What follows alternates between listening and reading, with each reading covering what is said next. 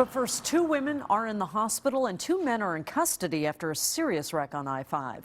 Good evening, I'm Monique Minglavin. And I'm Dave Wagner. Police say those 2 suspects were speeding at nearly 100 miles an hour when they lost control in Federal Way. The cars collided just after 9 this morning in the northbound lanes of I-5 near South 272nd Street in Federal Way. As KIRO 7's ESSEX Porter reports, 2 Good Samaritans helped police capture the suspects.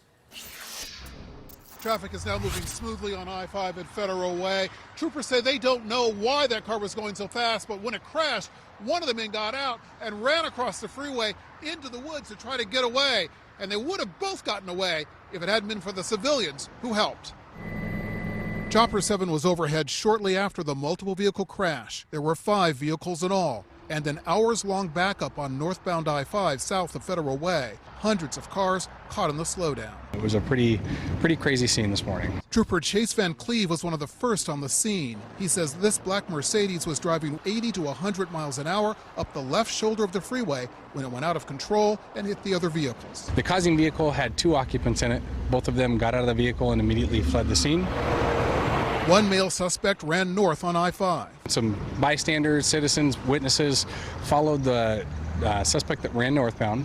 Eventually they caught him and we took him into custody. The second man ran across all the lanes of the freeway. He tried to escape into this neighborhood called Camelot.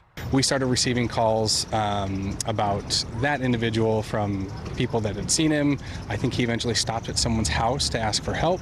They called 911 and we were able to get him in custody. 2 women in this SUV had to be taken to Harborview Medical Center. Trooper Van Cleve appreciates the bystanders who made sure the men who caused this didn't get away. It's awesome. I mean, we appreciate that just because without them, we might still have 2 suspects on the loose, and the people who are injured in this, wouldn't know, or wouldn't know who hit them. The 2 women are at Harborview Medical Center tonight. One is in satisfactory condition, the other in serious condition. Both are expected to recover.